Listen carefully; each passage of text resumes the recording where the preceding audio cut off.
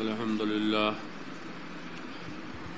لله رب العالمين والصلاة والسلام على سيد المرسلين وعلى آله وأصحابه أجمعين أما بعد أعوذ بالله من الشيطان الرجيم بسم الله الرحمن الرحيم يومئذ لا تنفع الشفاعة إلا من أذن له الرحمن ورضي له قولا يعلم ما بين أيديهم وما خلفهم ولا يحيطون به علما وعنت الوجوه للحي القيوم وقد خاب من حمل ظلما ومن يعمل من الصالحات وهو مؤمن فلا يخاف ظلما ولا هدما صدق اللہ العظیم. درود شریف. اللہم صلی علی سیدنا مولانا محمد وعلی آل سیدنا مولانا محمد. طب القلوب ودوائها وعافیة الابدان وشفائها ونور الابصار وضیائها وآلہ صحابہ دامن ابدا. قرآن کریم کی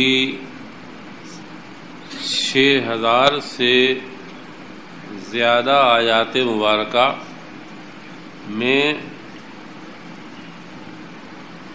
اکثر آیتیں زواجر اور قوارع کہلاتی ہیں. زواجر بہت سی آیتیں احکام کی ہیں جن سے احکام ثابت ہیں. بہت سی آیتیں قصص ہیں، خبریں دے رہی ہیں، پچھلی گزشتہ امتوں کی قوموں کی خبریں دے رہی ہیں. بہت سی آیتیں علوم غیبیہ پر دلالت کرتی ہیں.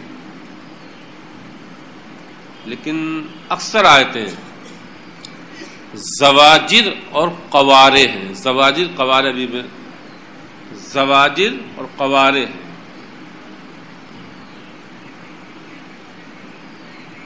جس کو ہم ان کا اردو میں ترجمہ کر سکتے ہیں زواجر قوارع کا ذہن و دماغ کو جھنجھوڑنے والی آیتیں. زواجر زجر و توبیخ،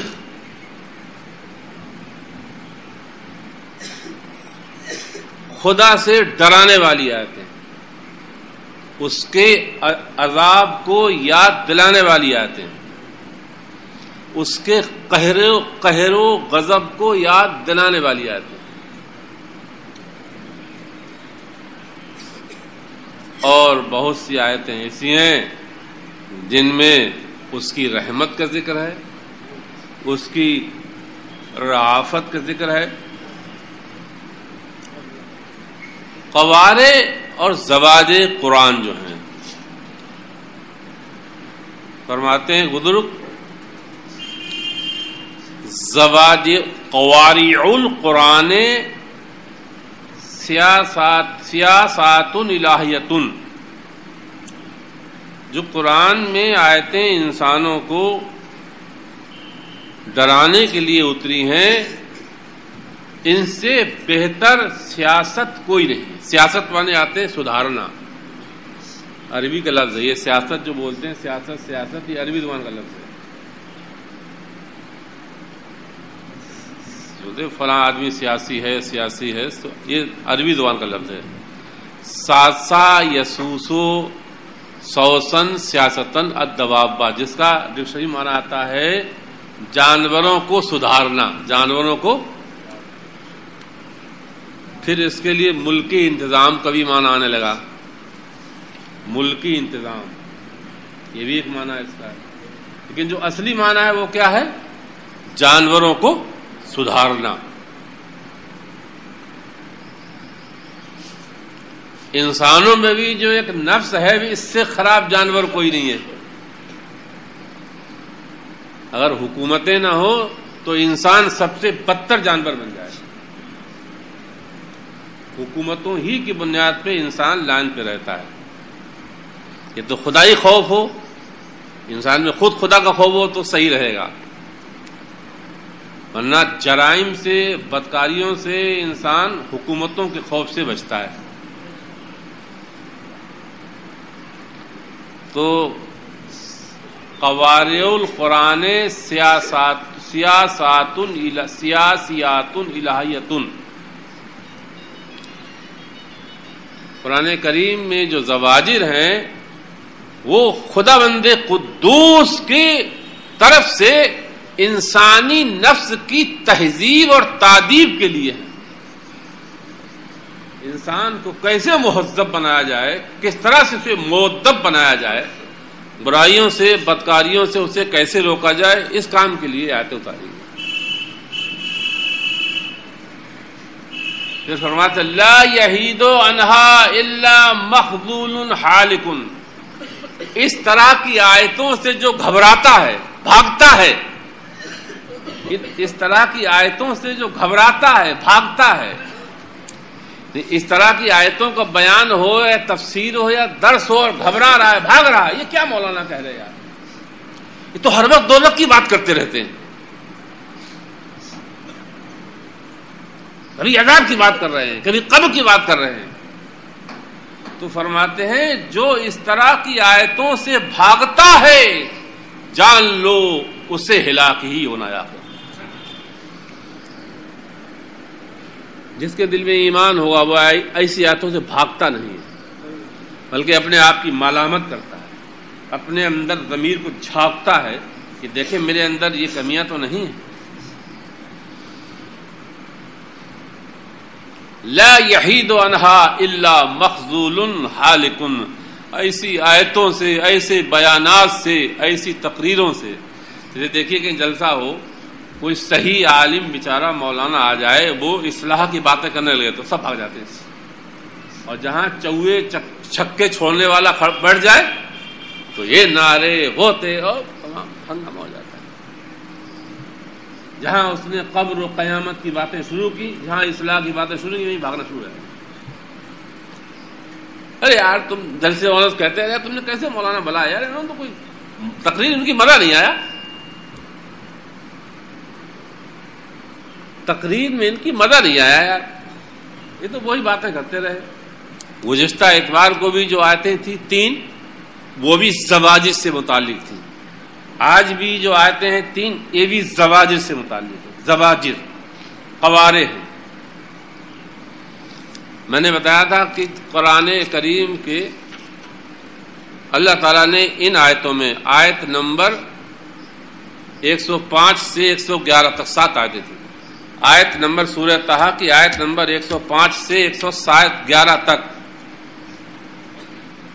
ان 7 آیتوں میں اللہ تعالی نے قیامت کی کیفیات بیان کی ہیں، قیامت کی صفات بیان کی ہیں،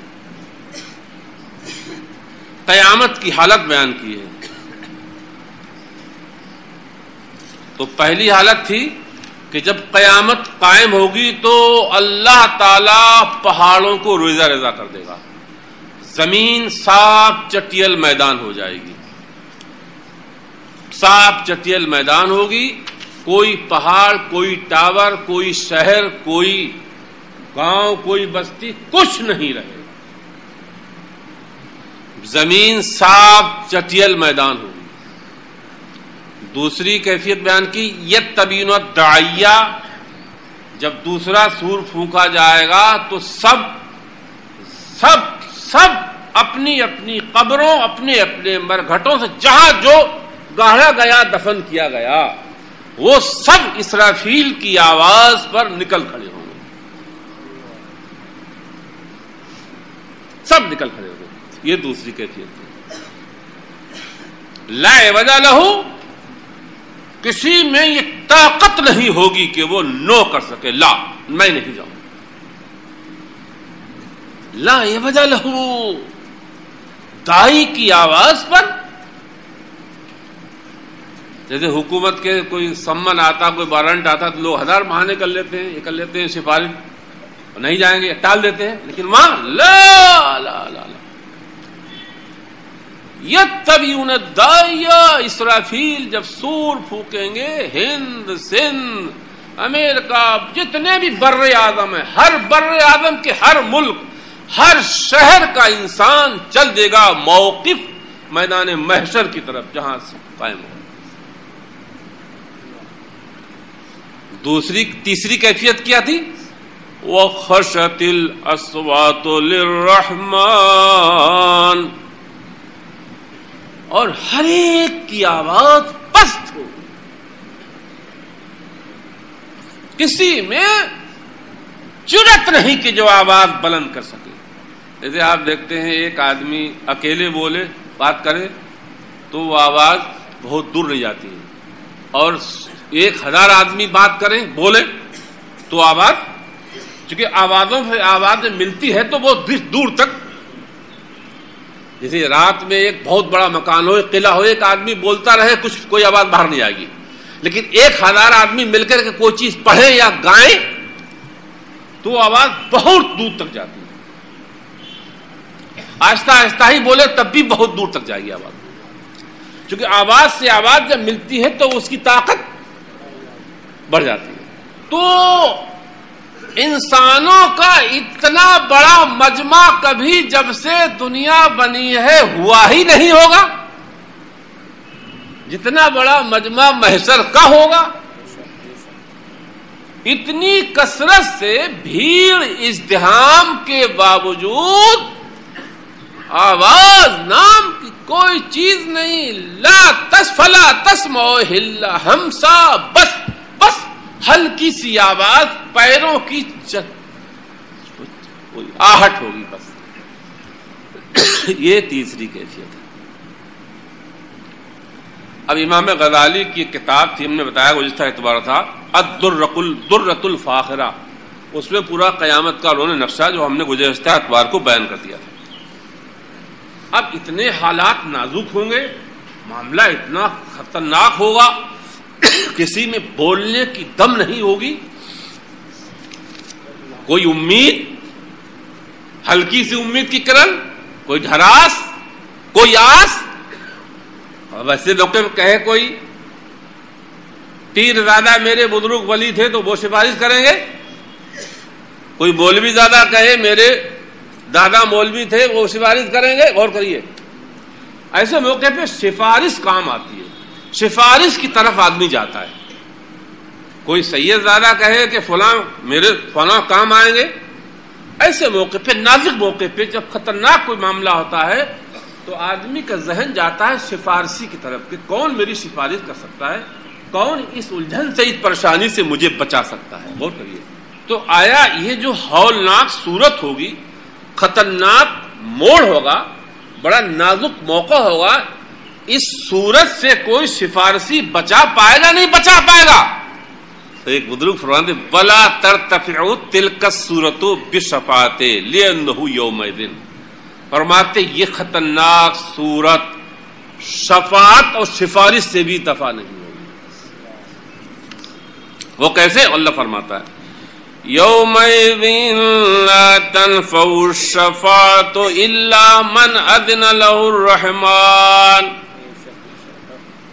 اس دن، اس وقت شفاعت اور سفارش بھی نفع نہیں دے گی، شفاعت اور سفارش بھی نفع نہیں دے گی، شفاعت اور سفارش بھی نفع نہیں دے گی۔ حیرت ہے،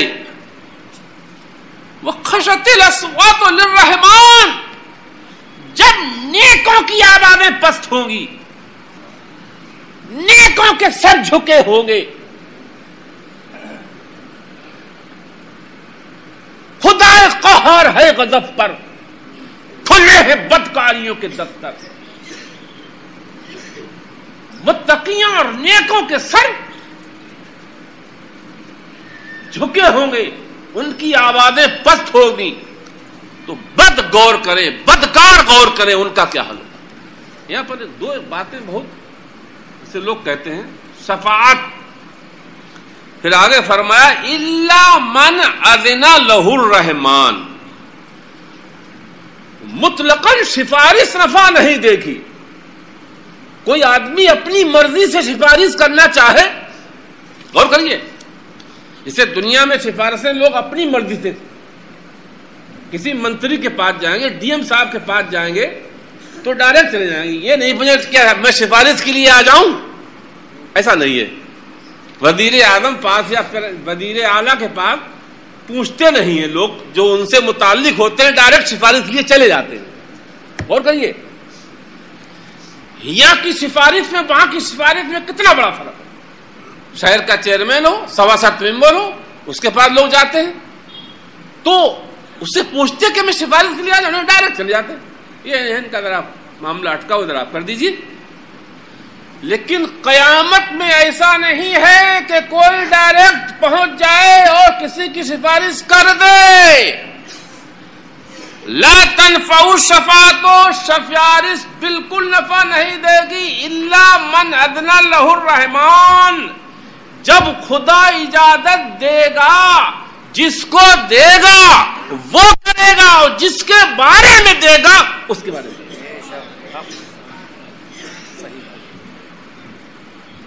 اس سے وہ لوگ نصیحت حاصل کریں جو کسی جھنڈا پیر، گنڈا پیر، منڈا پیر کے مرید ہو گئے اور ہمارے پاس پیر جی کام آ جائیں گے، وہ لوگ نصیحت حاصل کریں، یا نمازیں چھوڑنے والے، زکاتیں نہ دینے والے، روزے چھوڑنے والے، صرف نعرے لگانے والے، ہم عاشق ہیں، معاشق ہیں، معاشق ہیں، جھنڈے لگا لیے، جلوس نکال لیا، بس اس کے بعد نہ نماز نہ روزہ۔ وہ غور کریں، یہ خدا کا کلام ہے، کیا فرما رہا، یومئذ لا تنفع الشفاعۃ، اس دن شفاعت نفع نہیں دے گی، الا من اذن لہ الرحمن، شفاعت اسی کو نفع دے گی جس کو خدا اجازت دے گا اور جس کے بارے میں دے گا۔ اور یہ جملہ بڑا حیرت ہے کہ لوگ قرآن شریف پڑھتے اور قرآن کی باریکیوں کو، قرآن کی حقیقت کو لوگ سمجھنے کے لیے آمادہ نہیں، تیار نہیں ہے۔ جو قرآن کے ماننے والے ہیں وہ سے نہیں سمجھ رہے ہیں تو دوسرے کیا سمجھیں قرآن کو؟ جن کے لیے قرآن آیا ہے، جو قرآن کے ماننے کے دعویٰ کرتے ہیں، وہی قرآن کی حقیقت سے دور ہے تو اب دوسرے لوگ کیا مانیں گے؟ تو جو چاہیں گے قرآن کے بارے میں کہیں گے۔ اصل بات ہے، پھر نقطہ بتاؤں، بلا اذن، بلا اذن، بلا خدا کی اجازت کے کوئی سفارش کیوں نہیں کرے گا؟ دو چیزیں ہیں یہاں پر، معصیت اور گناہ کا مبدا اور منتہا۔ غور کرنا، معصیت اور گناہ کا مبدا اور منتہا خدا کے علاوہ کوئی نہیں جانتا ہے۔ جیسے ایک زید ہے، وہ عاصی ہے، گناہ کا، اس نے گناہ کیا، گناہ کا مبدا یعنی گناہ کا سبب کہنے آپ، اس نے گناہ کس وجہ سے کیا؟ گناہ کبھی کرتا ہے انسان خدا کے حکم کی مخالفت کرتے ہوئے، اور کبھی کرتا ہے صرف شہوت کی وجہ سے۔ تو گناہ کا جو مبدا ہے، انہیں جو سبب ہے، اس نے امر الہی کی مخالفت کرتے ہوئے گناہ کیا۔ جیسے ابلیس نے گناہ کیا تھا، ابلیس نے گناہ کیا تھا، یعنی خدا کا حکم نہیں مانا۔ وہ کیا تھا حکم؟ اسجدو، فرشتوں کو حکم تھا کہ سجدہ کرو، سب نے کیا، اس نے۔ تو اس کا جو گناہ تھا وہ شہوت کی بنیاد پہ نہیں تھا، اس کا جو گناہ تھا وہ اس وجہ سے تھا کہ ہمیں خدا کا حکم ماننا نہیں ہے، امر الہی کی مخالفت منظور تھی۔ اور ایک لغزش آدم سے بھی ہوئی، ایک لغزش، خدا نے فرمایا وَلَا تَقْرَبَا هَٰذِهِ الشَّجَرَةَ، اس درخت کے پاس نہ جانا، لیکن وہ چلے گئے، کھا لیا، ان کی توبہ قبول ہو گئی اور اس کی آج تک، چونکہ آدم علیہ السلام کی نیت خدا کے حکم کی مخالفت نہیں تھی، تو ابلیس کی معصیت کا مبدا امر الہی کی مخالفت تھا، اور آدم کی لغزش کا مبدا جو تھا وہ. اب منتہا کیا ہوتا ہے؟ منتہا گناہ کر کے یا تو آدمی گناہ سے نادم ہو جاتا ہے. غور کریے، گناہ کیا اور گناہ سے نادم ہو گیا،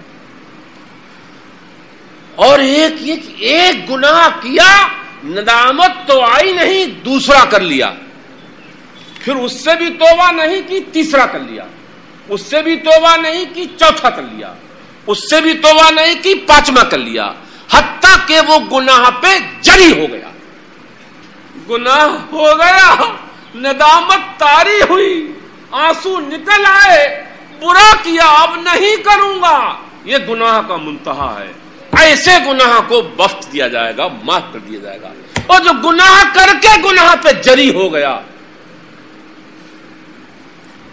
اب سمجھ گئے ہوں گے آپ، تو یہ صرف خدا جانتا ہے، اور خدا کے علاوہ تو اللہ تعالی اپنے مقربوں کو، اپنے محبوبوں کو، اپنے انبیاء کو، اپنے اولیاء کو شفاعت اور سفارش کا حق دے گا، انہیں اجازت دے گا، لیکن انہی کے بارے میں دے گا جنہوں نے گناہ میں، سمجھے آپ، مخالفت منظور نہیں تھی، شہوت سے ہو گیا، اور ندامت بھی طاری تھی، گناہ پہ جری نہیں ہوئے تھے.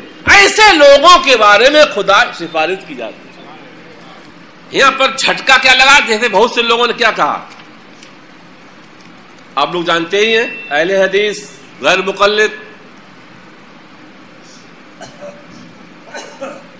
مولوی اسماعیل دہلوی صاحب وغیرہ وغیرہ، جنہوں نے لکھا کہ شفاعت کا، جن لوگوں نے شفاعت کا انکار کیا ایسی آیتوں کو لے کے کیا ہے، تو وہ آیت کے دونوں پہلو نہیں سمجھ پائے.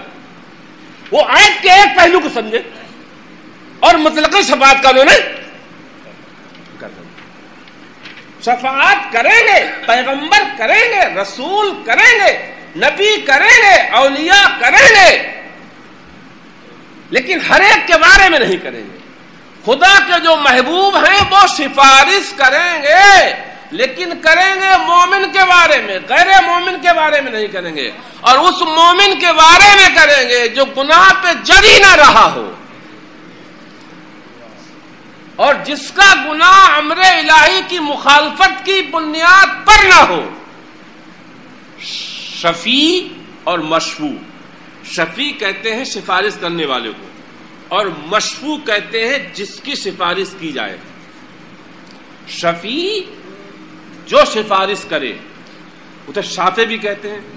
شافع روزے زدہ تم پہ کروڑوں درود، سرکار کا وصف ہے. شفیع بھی سرکار، شفیع درود تاج میں شفیع المذنبین، آپ کے جو اوصاف بیان کیے اس میں شفیع المذنبین، شافع روزے جزا. تو یہ سرکار کے القاب میں ایک لقب ہے، آپ شافع بھی ہیں، آپ شفیع بھی ہیں. اور مشفوع کہتے ہیں جس کی سفارش کی جائے. تو اللہ تعالیٰ کے پیارے حبیب اپنے گناہگار غلاموں کی سفارش کریں گے. کون سے لوگوں کریں گے؟ غور کریے، 5 شرطیں ہیں قرآن میں، 5 شرطیں ہیں. ہم نے گزشتہ اتوار کو اشارہ کیا تھا، قرآن کریم میں 18 آیات مبارکہ ایسی ہیں جن میں شفاعت کا ذکر ہے. جو لوگ انکار کرتے ہیں بڑے دھوکے میں. 18 آیتیں ہیں جن میں شفاعت کا ذکر ہے، اور انہی 18 آیتوں میں سفارش اور شفاعت کی شرطیں بیان کی گئی ہیں. اور حدیث کی کتابوں میں تقریباً 66 احادیث مبارکہ ہیں جن سے شفاعت ثابت ہے اور شرطیں بیان کی گئی ہیں. تو علماء نے لکھا ہے 5 شرطیں تو شفیع میں ہیں، شفیع جو سفارش کرے گا. پہلی بات تو یہ کہ جو سفارش کرے گا اسے پوری معلومات ہو. جیسے یہاں معلوم نہیں کیا کچھ بھی نہیں، بس چل دیے سفارش کے لیے دنیا میں، لیکن آخرت میں ایسا نہیں ہوا. آخرت میں وہی سفارش کرے گا کہ جس کی سفارش کرنے جا رہا ہوگا اس کے بارے میں پوری معلومات ہوگی. یہ آخرت کی سفارش کی بات کر رہا ہوں, دنیا کی سفارش کی بات نہیں کر رہا ہوں.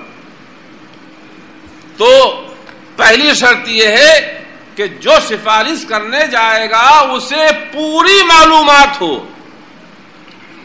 اور دوسری شرط یہ ہے کہ وہ مومن متقی خدا کی بارگاہ کا محبوب اور مقبول بندہ ہو. ہر ایرا گہرا نتھو کھڑا نہیں پہنچ جائے گا, ہر ایرا گہرا نتھو کھڑا نہیں پہنچ جائے گا, سفارش کرنے چلے نا. اللہ تعالیٰ کی بارگاہ کا مومن مقبول محبوب بندہ ہو. اور تیسری شرط ہے اندر رحمان عہدہ, جو تیسرے پارے میں بیان کیا, اس نے اللہ تعالیٰ سے کوئی عہد و پیمان کر لیا ہو. اور چوتھی شرط ہے اذن لہ الرحمان, خدا نے اجازت بھی دی ہو اس کو. اور پانچویں شرط ہے وقالا صوابا, دنیا میں اس نے جو بات کہی ہو صحیح کہی ہو, غلط نہ کہی ہو. یہ 5 شرطیں جس میں ہوگی وہ شفیع بنے گا قیامت. اس میں اولاد بھی ہو سکتی ہے, علماء بھی ہو سکتے ہیں, اولیاء بھی ہو سکتے ہیں, حاجی بھی ہو سکتا ہے, حافظ بھی ہو سکتا ہے. یہ 5 شرطیں پائی جائیں گی تو سفارش کرے گا. اب سفارش کن کے بارے میں کرے گا, اس کے لیے بھی 5 شرطیں ہیں. جس کے بارے میں سفارش کرے گا اس کا مومن ہونا ضروری ہے. کسی کے ماں باپ غیر مومن ہے یا معاذ اللہ اولاد غیر مومن ہے, سفارش نہیں کر سکتا ہے. اور سفارش جو ہوگی گناہ صغیرہ یا گناہ کبیرہ میں ہوگی. گناہ صغیرہ میں بھی ہوگی, گناہ کبیرہ میں بھی ہوگی. بس یہ ہے کہ ایسا گناہگار ہو جو اللہ تعالی سے بے خوف اور بے تعلق نہ ہوا ہو. غور کرنا, ایسے گناہگار کے بارے میں سفارش کری جائے گی جو خدا سے بے خوف اور بے تعلق. اسے آپ دیکھیے, اس امت کا اکثری حصہ ایسا ہے کہ نہ خدا کا خوف ہے اور نہ خدا سے کوئی. آپ جائیے بستیوں میں, جائیے بستیوں میں جائیے. شہر پھر بھی غنیمت ہے, لیکن جو گاؤں بستیاں ہیں وہاں جائیے, آپ کو اکثری طبقہ ایسا ملے گا ان کو خدا سے کوئی تعلق نہیں. کیا نماز, کیا روزہ, کیا مسجد, کیا عبادت, کیا تلاوت, کیا اللہ, کیا نبی, کوئی خوف نہیں, کوئی تعلق نہیں. آپ جائیے, اور یہاں بھی ملیں گے, کچھ علاقے یہاں بھی دیکھیں گے آپ. یہ قرآنی شرطیں ہیں جو میں بیان کر رہا ہوں, یہ صحیح احادیث کی شرطیں ہیں جو میں بیان کر رہا ہوں. کس قدر خطرناک راستے پر جا رہی ہے یہ ملت. سفارش سفارش سفارش, اللہ تیری پر سفارش, شفاعت شفاعت. ارے بے شک پیغمبر رسول شفاعت کریں گے, لیکن کس کی کریں گے؟ نمبر 1 مومن ہو, نمبر 2 گناہ صغیرہ کبیرہ کا مرتکب ہو لیکن اللہ تعالی سے بے خوف اور بے تعلق نہ رہا ہو. نمبر 3 کچھ ایسے نیک عمل بھی کیے ہوں جن سے خدا کی رضا حاصل ہو. وہ مومن ایسا ہو جس نے کچھ ایسے نیک عمل کیے ہوں جن سے خدا راضی ہو. نیک عمل بھی کیے, گناہ بھی کر بیٹھا. اور جو چوتھی شرط ہے وہ کریے.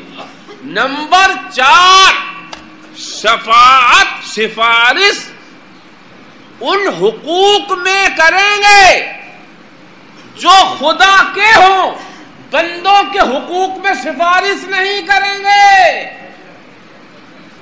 زمین دابی ہے, مکان چھین لیا ہے, ماں باپ کا حق مارا ہے, کوئی نبی کوئی رسول سفارش نہیں کریں گے جب تک کہ ماں باپ معاف نہیں کریں گے. اور کریے, یہ وہ نازک موڑ ہیں, یہ وہ نازک شرطیں ہیں, یہ وہ نازک قیدیں ہیں. ایسا لوگوں کو بھوت سوار ہوتا ہے نیکی کی. ارے بھائی چلو بھائی, جو ایسے ہم دیکھتے ہیں مسجدوں کے جو سربراہ یا ہمارے دین کے جو سربراہ کہلاتے ہیں, جواریوں کا مال، شرابیوں کا مال، رشوت خوروں کا مال. ارے ٹھیک ٹھیک چلو تم یار مدرسے میں لگا دو، یہ مسجد لگا دو. ارے رشوت کا مال مسجد ہے، رشوت کا نام مدرسے میں. وہ وہابی مولوی ہوئے اچھا کام نیک کام کیسے؟ وہ پیسے ہی نیک کام کیسے ہوگا؟ وہ نیک پیسہ ہی نہیں. بہت سے لوگ بھوت سوار ہیں، نہ ماں کو کھلاتے ہیں نہ ماں کو لقمہ دیتے ہیں، اور صدقہ خیرات نیت فاتحہ بہت کراتے ہیں، نیت فاتحہ بہت کراتے ہیں. پیر کیا نہیں بہت جائیں گے، پیر کیا بھی تحفے تحائف لے جائیں گے، ماں باپ محروم ہیں. سفارش پیغمبر رسول جن کے بارے میں کریں گے، چوتھی شرط ہے کہ وہ حقوق العباد کا ظالم نہ ہو. نمازیں ترک ہو گئی تھی، روزہ چھوٹ گیا تھا، خدا کے حق مر گئے تھے، نفس کی شہوت کی وجہ سے، مخالفت کی وجہ سے نہیں، اتباع شہوت کی بنیاد پر. حقوق العباد کی کوئی سفارش نہیں کرے گا جب تک کہ حق والا خود نہیں معاف کرے، کوئی سفارش نہیں کرے. اور پانچویں شرط ہے کہ وہ گناہ کرنے کے بعد بھی وجود توبہ کی طرف مائل ہو، توبہ کی طرف عاجزی، انکساری، نہیں خود کو گناہگار سمجھتا بھی ہو. ایسے بہت سے لوگ ہیں کہ ایک نیکی نہیں کرتے ہیں لیکن اپنے آپ کو کہتے نہیں میں داڑھی والوں سے اچھا ہوں، میں مولویوں سے اچھا ہوں. بہرحال سفارش کے لیے، شفاعت کے لیے شفیع کا محبوب ہونا ضروری ہے اور مشفوع کا مومن ہونا شرط ہے. اس کے بغیر شفاعت نہیں ہوگی. اب یہ سفارش اور شفاعت کا حق قیامت میں اللہ تعالیٰ کیوں دے گا؟ یہ اپنے پیغمبروں، اپنے رسولوں، اپنے اولیاء کی شان کو ظاہر کرنے کے لیے، خاص طور سے ہمارے آپ کے نبی محمد مصطفیٰ صلی اللہ علیہ وسلم کی شان اور عظمت کو ظاہر کرنے کے لیے انعقاد بزم محشر کا فقط اتنا سبب ہے کہ ان کی شان محبوبی دکھلائی جانے والی ہے. یہ تو ان آیتوں کا ترجمہ ہوا. اب ذرا غور کریے پھر آگے اللہ تعالیٰ کا علم. غور کریے اللہ تعالیٰ کا علم. یعلم، تو یہ لا تنفع الشفاعت، یہ قیامت کی چوتھی کیفیت ہے. اور پانچویں کیفیت کیا ہے وہ سنیے. یعلم ما بین ایدیہم وما خلفہم، اللہ تعالی خوب جانتا ہے اپنے بندوں کے بارے میں کہ وہ پیچھے کیا کر کے آئے ہیں. یعلم ما بین ایدیہم، جو آگے ہے وہ آگے کیا ہوگا وہ بھی جانتا ہے، وہ پیچھے کیا کر کے آئے ہیں. اس لیے خدا جس کے بارے میں اجازت دے گا اس کے بارے ہی میں شفاعت. یہ علم اللہ تعالی کے علاوہ کسی کو نہیں. ایسا علم یا علم کی یہ شان یا عالم ہونے کی یہ شان اللہ تعالی کے علاوہ اور کسی کی شان نہیں ہے. اللہ تعالیٰ کے بندوں میں یہ شان کسی کی نہیں ہے. یہ شان خدا کے علاوہ مخلوق میں کسی کی.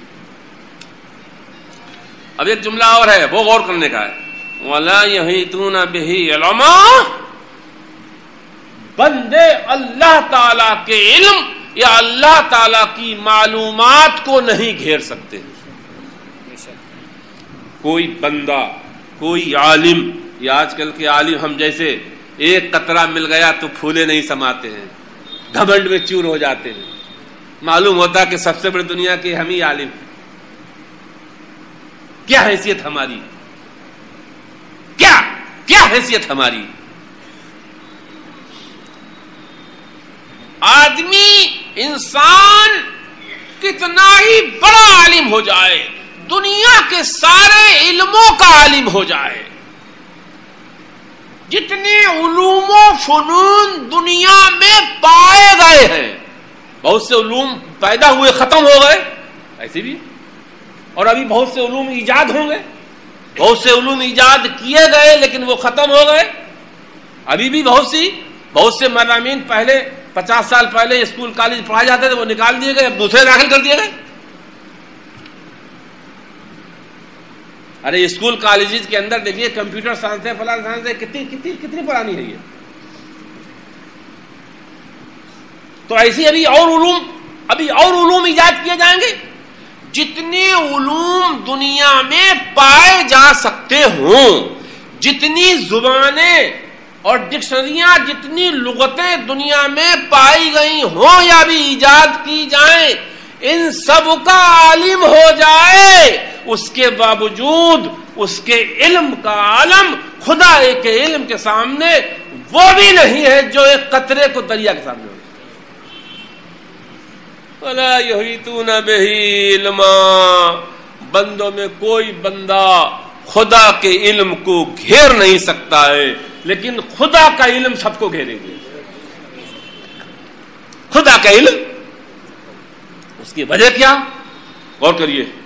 اس کی وجہ یہ ہے, عالم ہو, مولوی ہو, ڈاکٹر ہو, سمجھا, سائنٹسٹ ہو, مفتی ہو, شیخ ہو, کتب ہو, ولی ہو, نبی ہو, یہ سب حادث ہیں اور خدا قدیم ہے. سب فانی ہے, خدا باقی ہے. فانی باقی کے بارے میں معلومات حاصل نہیں کر سکتے. سب فانی ہے, خدا باقی ہے. خدا قدیم ہے, سب حادث ہیں. سب فانی ہے, خدا باقی ہے. اور فانی باقی کی معلومات نہیں کر سکتا. فانی کو باقی کا علم نہیں ہو سکتا ہے, حادث کو قدیم کا علم نہیں ہو سکتا. حقیقت یہ ہے, غور کریے پھر. حقیقت یہ ہے, صحیح بات یہ ہے, اللہ تعالیٰ کی ذات کو, اللہ تعالیٰ کی ذات, اس کی کن کا کوئی احاطہ کر ہی نہیں سکتا ہے.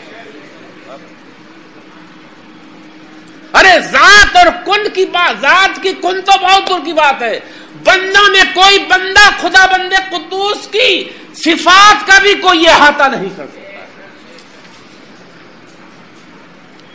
صحیح بات یہ ہے, سب وہی ذاکر ہے اور وہی عالم ہے, اس کے سوا سب فانی ہے. اللہ ذاکر اللہ عالم, یا اللہ علیم اللہ ذاکر. بس خدا ہی علیم ہے, خدا ہی ذاکر ہے, خدا ہی علیم ہے, خدا ہی ذاکر ہے. ہم تو فانی ہیں, ہمارا ذکر بھی فنا ہو جائے گا اور ہم بھی فنا ہو جائیں گے. خدا علیم ہے, اس کا علم باقی ہے. خدا ذاکر ہے, اس کا ذکر باقی ہے. جب کوئی نہیں تھا تب وہ اپنا ذکر کرتا تھا, اور جب کوئی نہیں ہوگا تب اس کا ذکر ہوگا.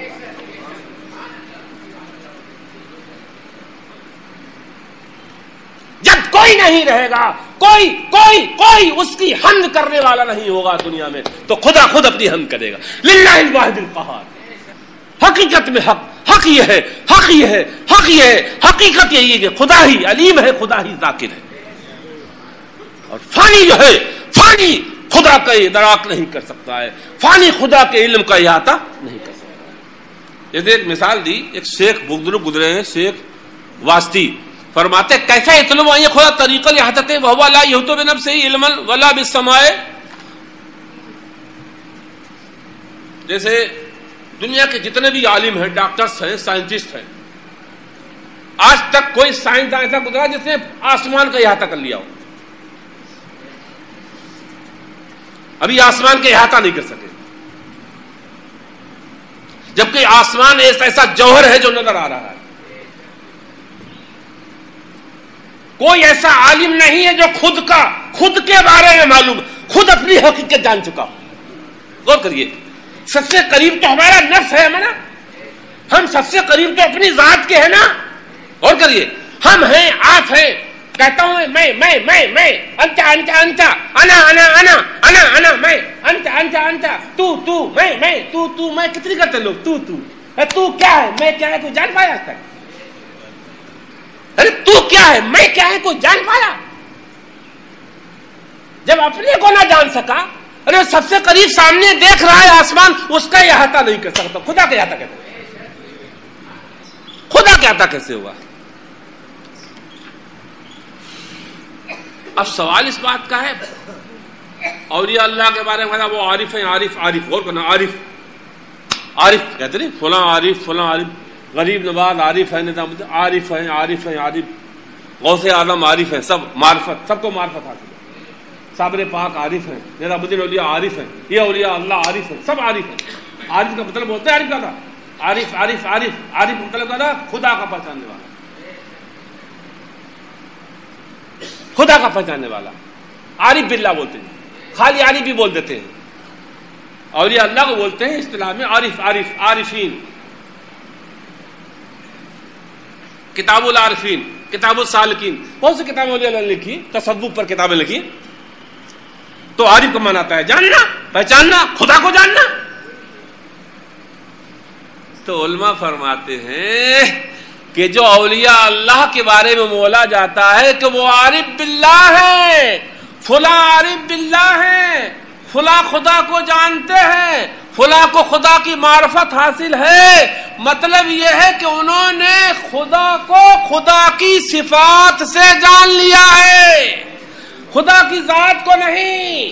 یہ اللہ نے اتنا بڑا آسمان، یہ اتنا بڑی کائنات قائم کی ہے، یہ درخت کیسے ہیں، کیسے بنے، کیسے پیدا ہوئے، یہ خدا بند قدوس کی صفات اور اسما کو کچھ جان گئے ہیں، اور ان کو ہی جان کے انہوں نے اپنی کمزوری کو جان لیا، اپنی کمزوری کو، جس نے اپنے عجز کو پہچان لیا وہی خدا کا معرف ہو گیا۔ من عرف نفسہ فقد عرف ربہ، جس نے خود کو پہچان لیا اس نے رب کو پہچان لیا۔ اتنا ہے بس، آگے کچھ نہیں ہے، بس اتنا ہے، آگے کچھ نہیں۔ اب سنیے چھٹی کیفیت قیامت، وہ آیت، بس اب میں گفتگو اسی آیت پہ ختم کروں۔ چھٹی کیفیت قیامت کی، چھٹی کیفیت، اللہ اکبر۔ سفارش لوگ کریں کیسے؟ غور کرنا، کیا خدا نے فرمایا لا تنفع الشفاعۃ، شفاعت نفع نہیں دے گی، کیوں؟ وعنت الوجوہ للحی القیوم۔ ہم نے مکے میں بارہا دیکھا، مکے میں چونکہ وہ عرب کے لوگ، جو عرب کے امام ہیں وہ قرآن پڑھتے ہیں تو وہ قرآن کے معنی جانتے ہیں۔ اس رکوع کو ایک امام تھے وہاں، تو ہم دیکھتے تھے بیٹھے بیٹھے، کبھی اس رکوع کو جو پڑھتے تھے تو وہ رونے لگتے تھے، جب اس آیت پہ پہنچتے تھے تو رونے لگتے تھے۔ اور ہمارے لوگ کیسے پڑھ کے گزر جاتے ہیں، چاہے حافظ ہو چاہے عالم، عوام تو عوام ہے۔ اور کہیے ذرا جملہ، وَانَتِ الْوُجُوهُ لِلْحَيِّ الْقَيُّومِ، کوئی کسی کی سفارش اس دن کیسے کرے گا؟ کیف یشفع عنده احد بدون اذن، خدا کی اجازت کے بغیر کوئی سفارش کیسے کرے گا؟ ارے اس دن تو عالم یہ ہوگا بڑے بڑے وجاہت والوں کے چہرے بنا، وجوہ، وجوہ، غور کرنا، یہ لفظ وجوہ ہے، وجوہ، وجوہ جمع ہے وجہ، وجہ مانے آتے چہرے کے، اور ایک وجہ مانا تھا وجاہت، کیا بولتے ہیں وجاہت، یعنی مرتبہ، صاحب الدرجہ، صاحب المرتبہ۔ عوام صاحب السلامت ہے، جیسے دنیاوی اعتبار سے ایک درجے دنیاوی ہوتے ہیں، ڈی ایم صاحب، ایس پی صاحب، یہ صاحب الدرجہ لوگ ہیں، یہ صاحب وجاہت لوگ ہیں۔ اور پبلک، جنتا، عوام، یہ عوام ہے، یہ صاحب الدرجہ نہیں ان کے سامنے، صاحب الدرجہ، صاحب وجاہت۔ ایسی دنیاوی اعتبار سے، عالم، دینی اعتبار سے، عالم، مفتی، شیخ، عارف، مرشد، غوث، قطب، انبیاء، اولیاء، یہ سب صاحب الدرجہ لوگ ہیں، یہ صاحب الوجاہت لوگ ہیں، ان کی وجاہت ہے، ان کا مقام ہے خدا کے ہاں، ان کے مرتبے ہیں خدا کے ہاں۔ لیکن اس دن خدا کی قہاریت اور جباریت کا عالم یہ ہوگا کہ یہ صاحب الدرجہ اور صاحب الوجاہت لوگ بھی چہرے انات الوجوہ، انات الوجوہ سیگا یہ واحد مؤنث غائب کا ہے۔ اناتن کا معنی جو لغت میں آتا ہے کسی زبردست زبردست قاہر جابر بادشاہ کے سامنے قیدی سر جھکائے کھڑے ہو، اس کو بولتے ہیں جھکانا. ظالم بادشاہ کے سامنے قیدیوں کو پیش کیا گیا ہو، بادشاہ ظالم ہے، وہ یہ لغت میں اس سے بنا یہ علت الوجوہ، اسی سے عربی میں علت الوجوہ بنا. لیکن خدا رحیم ہے، اللہ لیس بظالم، اللہ ظالم نہیں ہے، اللہ رحیم ہے. اللہ تو فضل کرے گا یا عدل کرے گا؟ قیامت میں یا تو فضل ہوگا یا اس کا، یا تو، اور عدل سے کوئی جنت میں نہیں جائے گا، جنت میں جو جائیں گے وہ خدا کے فضل سے جائیں گے. عدل ہمارے اس لائق کہاں ہے؟ اب اس لائق کہاں ہے کہ عدل کی بنیاد پہ جنت میں جائیں؟ ہمارے عمل ایسے کہاں ہیں؟ اس کے فضل سے آس لگائے ہیں. بولا کرے اپنے حبیب کا صدقہ ہم نکموں کو تب آسی سارے چہرے، ارے آسی تو جھکے ہی ہوں گے، چہرے جھکائے ہوں گے. جو آسی نافرمان ہوں گے وہ تو چہرے جھکائے ہی ہوں گے، تزلزل میں ہوں گے، تواضع کیے ہوں گے. لیکن وہاں تو بڑے بڑے متقی، عابد سب زندہ دار، صائم النہار، مئی جون کے روزے رکھنے والے بھی وہاں سر، صاحب وجاہت بھی وہاں سر جھکائے ہوں گے، سب سر جھکائے ہوں گے. اولت الوجوہ. پھر کیا ہے اب یہ چھٹی صفت، وقد خاب من حمل ظلمہ، تو تحقیق کے گھاٹے میں وہی رہے گا اس دن، خسارے میں وہی رہے گا، نقصان میں وہی رہے گا جو ظلم لاد کے لائے گا، شرک لاد کے لائے گا، تکبر لاد کے لائے گا. ظلم اور نافرمانیاں، ماں باپ کی نافرمانیاں، تکبر اور بندوں کے حقوق لاد کے لے جائے گا.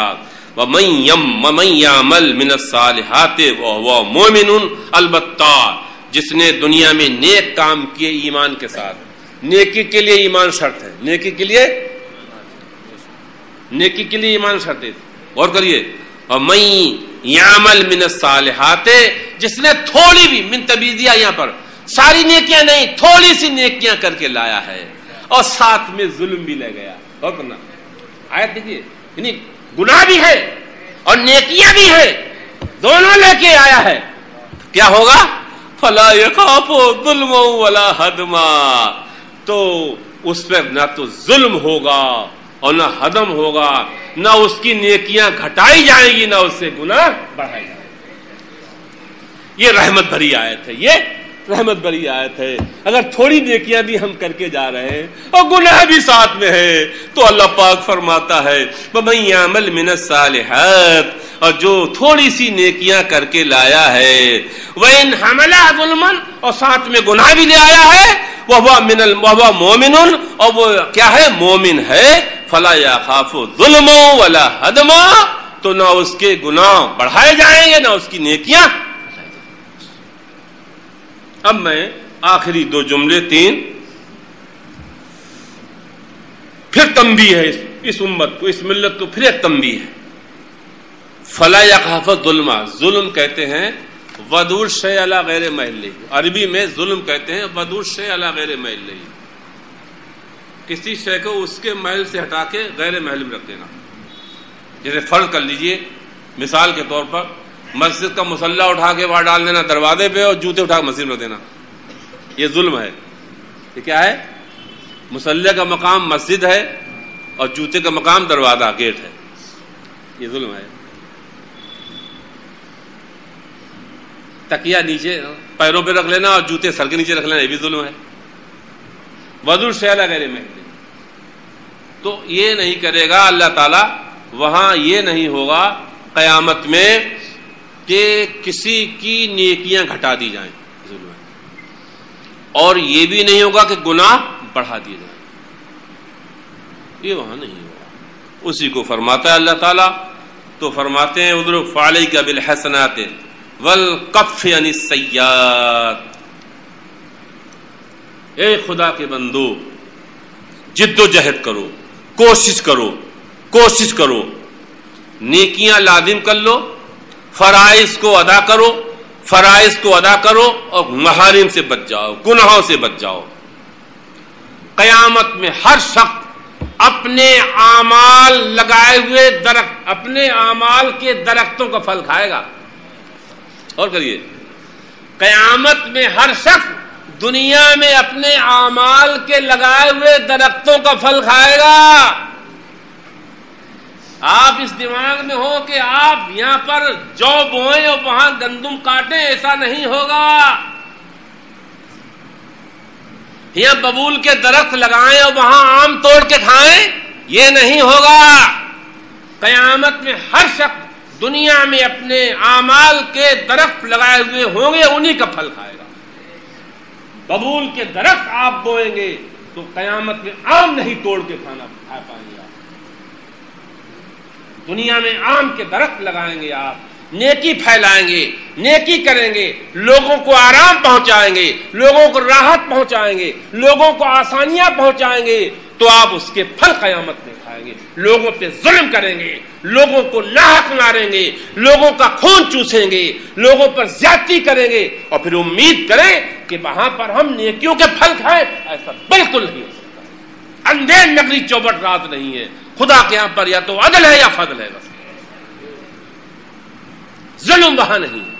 اب میں یہاں پر جو ہم بارہا اس تقریر کو بارہا اپنی تفسیروں میں کہتے رہتے ہیں. غور کریے ذرا.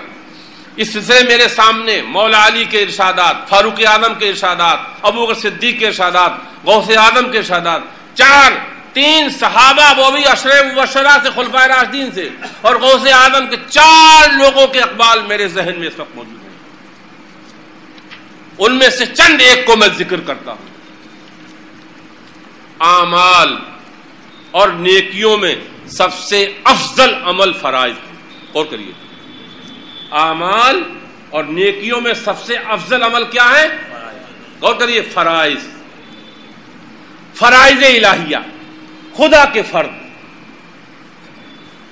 خدا کے فرض ظاہری عبادات میں نماز، روزہ، حج، زکات، سب جانتے ہیں آپ. اور باطنی فرائض میں اخلاص، خشوع، صدق نیت، تواضع، انکساری.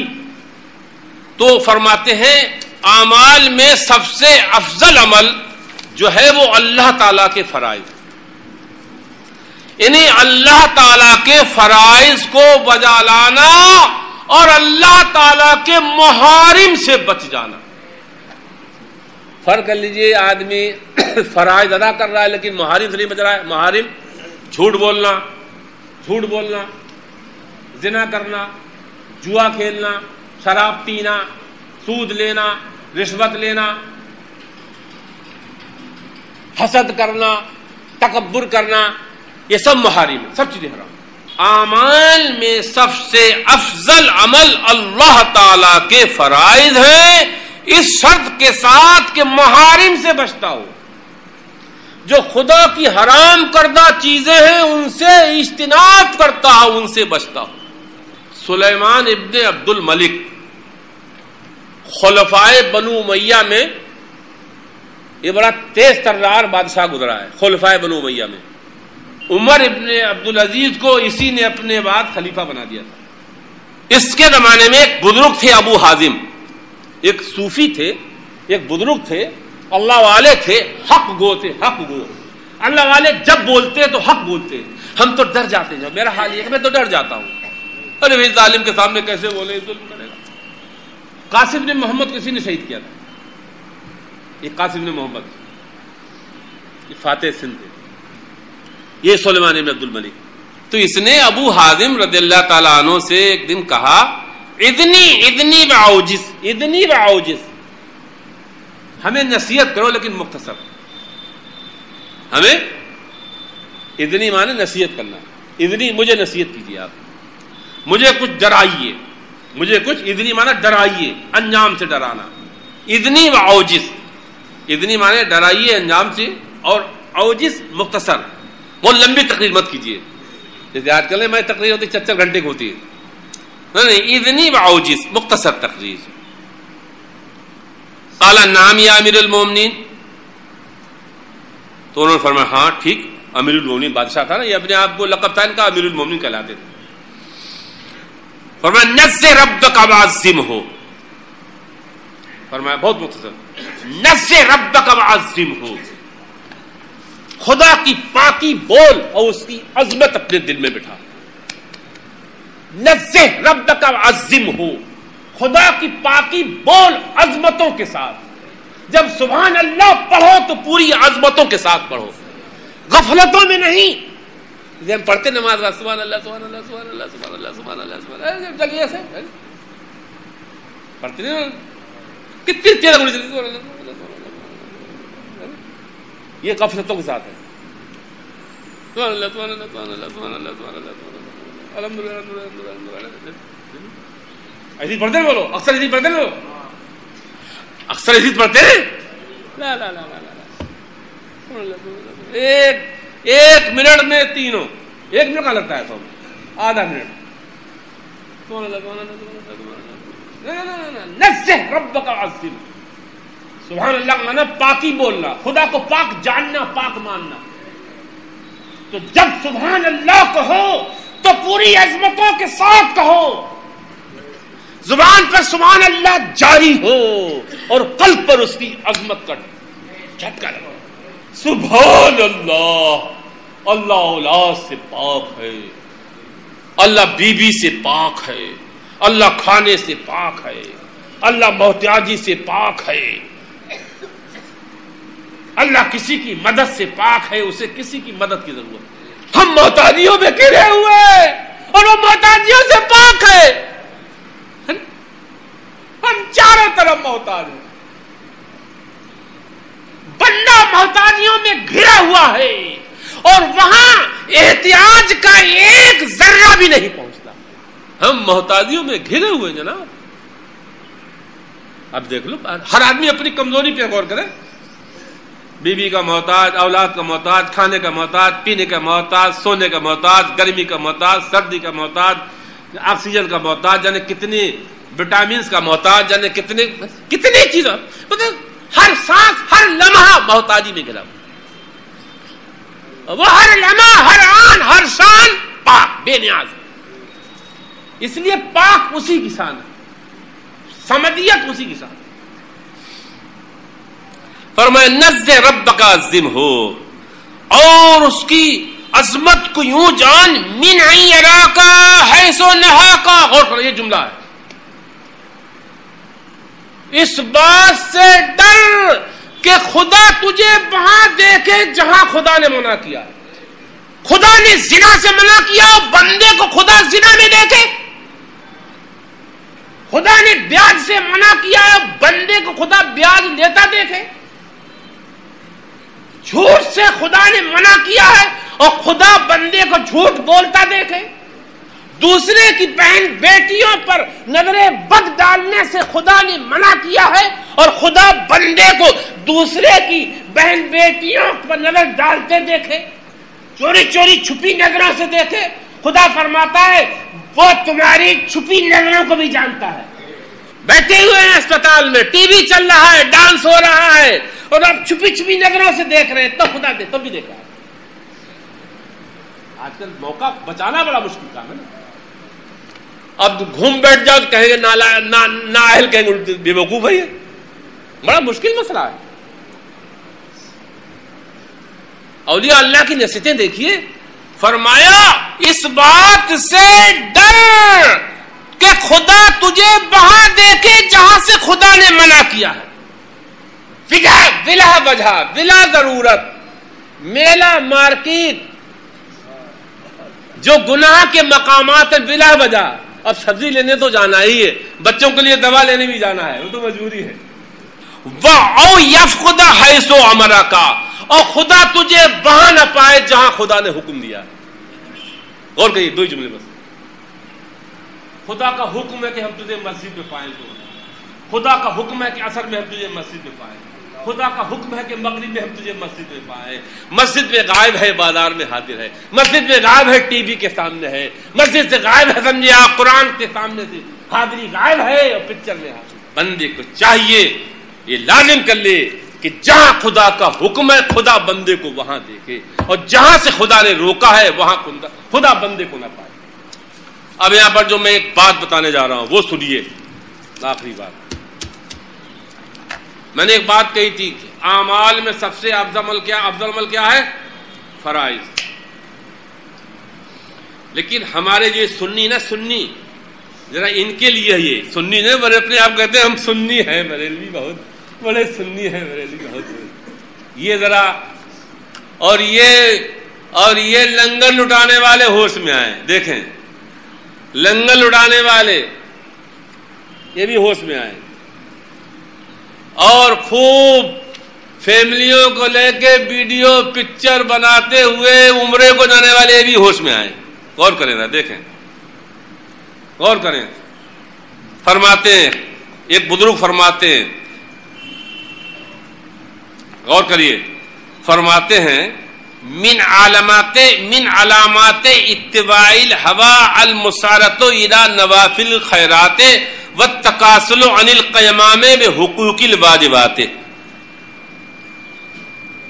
فرماتے ہیں انسان کے نفس پرستی اور خواہش اور شہوت پرستی کی سب سے بڑی علامت یہ ہے کہ وہ فرائض سے غفلت برت رہا ہے اور نفلی کاموں میں جٹا پڑا ہے. یہ بدعتی ہونے کی پہلی علامت ہے. اسے بولتے ہیں اتباع ہوا لا اتباع سنت. محرم کا مہینہ آیا اور لنگر دیکھ چھتوں سے گلیوں میں، اور نمازیں ربیع الاول آ گئی، جھنڈے 12 دونی 24 بھی ہو سکتے ہیں. اور بریلی کے شہر کا تو عالم آج سنا ہم نے، دیکھا نہیں جانے کیا حال ہوتا ہے. فرماتے ہیں قال بعض الکبار من علامت اتباع الهوى المسارۃ الى نوافل الخیرات. جو نفلی خیرات ہے، نفلی کام ہے، شریعت نے واجب نہیں کیے، قرآن سے ان کی فرضیت اور ان کا وجوب ثابت نہیں ہے، ان کا قرآن سے فرضیت ان کی وجوب ثابت نہیں ہے. یہ چیزیں وہ ہیں جن کا نہ قرآن میں ذکر ہے نہ حدیث میں ذکر ہے، صرف بعض بزرگوں سے منقول ہے. مزاروں پہ بڑے بڑے لنگر اور مزاروں پر قبروں کی بڑی بڑی سجاوٹ، اس کا قرآن حدیث میں کہیں ذکر نہیں. مزاروں پہ عرضیاں ٹانگنا، پرچیاں ٹانگنا، دعا نہ کر کے پرچیاں ٹانگنا. فرماتے ہیں من علامت اتباع الهوى المسارۃ الى نوافل الخیرات. جو غیر ضروری معاملات ہیں ان کی طرف دوڑ پڑنا، اور جو خدا کے فرض احکام ہیں ان سے کاہلی برتنا. کہتے حالو غالب الخلق الا من سمح اللہ. آج دنیا میں اکثریت کا یہ عالم، اکثر لوگوں کی عالم، اکثر لوگوں کے یہ عالم ہے. خدا کے فرائض سے کاہلی ہے، خدا کے فرائض میں سستی ہے. ہاں اللہ تعالیٰ جسے بچائے. بہت سے لوگ دیکھیں گے آپ، جیسے بہت سی عورتیں ہیں ہداریاں روزہ رکھتی ہیں، ہداریاں، لیکن فرض چھوڑ دیتی ہیں. بہت سی عورتیں ایسی فجر نہیں پڑھیں گی، چاند ضرور پڑھیں گی. ابھی ایک دن ایک صاحب آئے میرے پاس داخلہ کرانے، وہاں آئے بیچارے اچھے گھر کے تھے، اچھے آدمی تھے، پڑھے لکھے تھے، کسی اچھی پوسٹ سے ریٹائر تھے. تو وہ آئے قریب 11 بجے، سفر دور سے آئے تھے، وہ 200 کلومیٹر دور سے آئے تھے. غور کرنا ذرا. حالانکہ اندر میں نے کہا کچھ نہیں، جیسے ہی کمرے میں آئے بولے وہ مسجد کہاں ہے، ہم ذرا چاشت پڑھیں گے. مسجد کہاں ہے ہم؟ اور بیٹی بے پردہ جوان، 4 بچوں کی اماں. تو میں نے مسکرایا اندر، دیکھو یار پردہ خدا کا حکم فرض ہے، اور چاشت تو چاشت کی اتنی فکر کہ 200 کلومیٹر دور سے آئے. ارے مسافر پہ سنتیں موقدہ کر دو. یہ ہے اتباع نفس. لیکن میں نے ان سے کہا کچھ، مہمان تھے اور بڑے پڑھے لکھے آدمی، تو ایسا بھی نہیں، داڑھی بھی تھی، حاجی بھی تھے، اور بزرگوں کی اولاد سے بھی تھے بھی نہیں، بزرگوں کی اولاد سے تھے. تو علم کی کمی، قرآن و سنت کے علم سے دوری. 35-40 سال کی بیٹی 200 کلومیٹر دور سے بے پردہ چلی آئی، اور خود میرے پاس آ کے پوچھ رہے مسجد کہاں ہے، چارج پڑھیں گے. میں نے یہ صرف ہمارے بغل کمرہ میں پڑھ لوں بس. لیکن مجھے احساس ہوا کہ ملت، دیکھیے یہ واقعہ میں بیان نہیں کرتا، لیکن میں اس چیز کو سمجھانے کے لیے کر رہا ہوں. کہ چاش پڑھنے کا شوق ہے لوگوں کو, پگڑی باندھنے کا شوق ہے. دیکھیے پگڑیاں کتنی ہیں لیکن فرض سے غائب. جنے کتنی پگڑیوں والے ہیں جو فجر میں غائب ہوتے ہیں, اور جب نکلتے ہیں یونیفارم میں تو پگڑی پوری پوری پوری یونیفارم میں ہوتے ہیں. کیا حقیقت سے کتنی دوری ہے. جب گلیوں میں نکلے, عوام میں نکلے تو پوری یونیفارم میں ہے, پگڑی بھی ہے اور دوپٹہ بھی ہے اور چولا بھی ہے اور یہ بھی ہے. اور ان کے قریبی لوگوں نے بتایا کہ حضرت یہ پگڑی والا فجر نہیں پڑتا ہے. ارے پگڑی نتبان فجر ادا کر, فجر کی نماز خدا کا فرض ہے. اور پگڑی باندھنا ایک سنت مستحبہ ہے, اگر نہیں باندھے گا تو گنہگار نہیں ہوگا. اب سنو, میں حضرت ابو صدیق کا جب وصال ہوا تو فاروق اعظم کو انہوں نے خلیفہ نامزد کیا تھا. فرمایا اے عمر, میرے بعد تم خلیفہ بن رہے ہو, دھیان رکھنا کوئی بھی نفل بلا فرض کے مقبول نہیں ہوگا. کون فرما رہا ہے یہ؟ خلیفہ اول ابو بکر صدیق, جو پگڑی نہیں مانتے تھے. کوئی بھی نفل اور مستحب بلا فرض کے ہرگز قبول نہیں ہوا. اور مولا علی فرماتے ہیں جو فرض چھوڑ کر مستحب میں لگے اس کی مثال ایسے ہی ہے جیسے عورت نے 9 مہینے پیٹ میں بچہ رکھا اور پھر گرا دیا. بچے والی بھی نہیں اور مشقت بھی پوری اٹھائی, پیسہ بھی چلا گیا اور ثواب بھی نہیں. پھر سنو غوث اعظم, ویسے میری جو کتاب ہے وصیتیں نصیحتیں, اس میں میں نے غوث اعظم کی وصیت میں لکھا ہے. فتوح الغیب غوث اعظم کی کتاب ہے, اس میں اب میں صرف, اور جو اعلی حضرت کا نام لیتے ہیں وہ سنیں. اعلی حضرت, اب اعلی حضرت کی فتح رضوی اعلی حضرت کیوں سنا دوں میں؟ حیرت ہے, یہ اعلی حضرت کا پتہ نہیں اس قوم کا عالم کیا ہے کہ نام لیں گے اعلی حضرت کی, مانتے نہیں اعلی حضرت. اعلی حضرت فرماتے ہیں جو لوگ خدا کے فرض کو چھوڑ کر نفل وغیرہ یا مستحب وغیرہ ادا کرتے ہیں ان کی مثال ایسے ہی ہے جو سلطان اعظم کی حاضری, سلطان اعظم نے اپنے دربار میں بلایا ہے, اس کے دربار میں نہ جا کے اس کے کسی امیر یا کسی خادم کی دربار میں جائے, خادم کے دربار میں جائے. ایک بزرگ گزرے ابو محمد, وہ آپ سنیے, فرماتے ہیں میں نے کئی حج کیے, غور کریے, کئی حج کیے, حج نفل. یہ عمرے والے سنے, حج کا درجہ عمرے سے بڑا ہے نہیں بولو. عمرہ صرف سنت ہے اور عمرہ ایک رکن ہے, حج رکن ہے.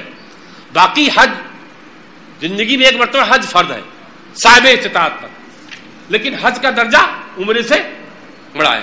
فرماتے ابو محمد میں نے کئی حج کیے علی قدم التجرید, پیدل, اور پیدل حج کیے, میں نے کئی حج کیے. فرماتے ایک دن میری ماں نے رات میں پانی مانگا, اور کریے, میں نے کئی حج پیدل کیے اور بڑے شوق سے جاتا تھا. لوگ ملتے تھے, فلاں انہوں نے 25 عمرے عادل تو حضرت 11 عمرے کر چکے ہیں, یہ 13 عمرے کر چکے ہیں, یہ حضرت 40 حج کر چکے ہیں. سنے یہ حج کرنے والے اور لوگوں کا حق مارنے والے, سنے یہ لوگ عمرے کرنے والے اور لوگوں کا حق مارنے والے. اللہ اکبر. فرماتے میں نے کئی حج پیدل کیے.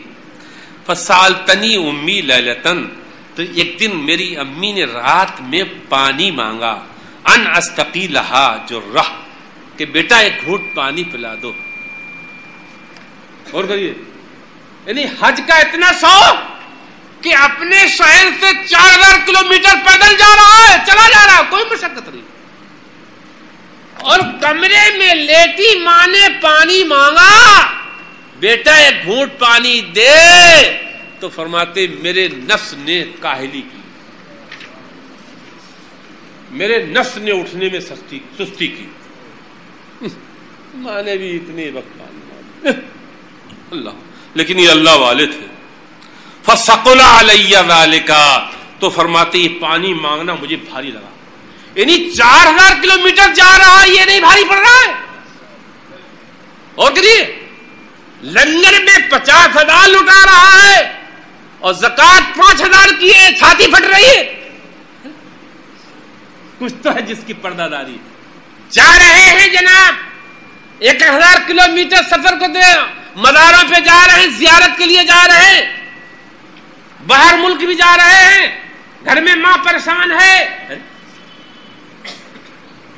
بیوی پریشان ہے, بچے پریشان ہیں, بچے گمراہ ہو رہے ہیں, بچوں کے فرائض چھوٹ رہے ہیں. اور کریے, فرماتے ثقل علی ذلک فعلمت ان متاۃ نفسی فی الحجات, تو میں سمجھ گیا یہ حج میں میرے نفس کا دخل تھا, یہ حجوں میں میرے نفس کا دخل تھا, یہ حج میرے خدا کے لیے نہیں. یہ اللہ والوں کی شان. بولے میں نے جان لیا کہ یہ حج میرے خدا کے لیے, اگر یہ حج خدا کے لیے ہوتے تو یہ میرا نفس ماں نے پانی مانگا تھا تو پہلے اٹھتا, کیونکہ ماں کا حکم بجا لانا یہ فرض ہے, اور نفلی حج نفل ہے, خدا کا فرضی حکم نہیں. فرماتے علم تو میں نے جان لیا کہ ان حجوں میں میرے نفس کا دخل تھا. لو کان نفسی فانیہ, اگر میرا نفس مر چکا ہوتا تو پہلے یہ ادا کرتا, پہلے ماں کا حق ادا کرتا. ماں کے حق مار رہے لوگ, ماں باپ کے حق مار رہے ہیں, پڑوسیوں کے مار رہے ہیں, اور نفلی کام کر رہے ہیں. استغفر اللہ ربی من کل ذنب واتوب الیہ.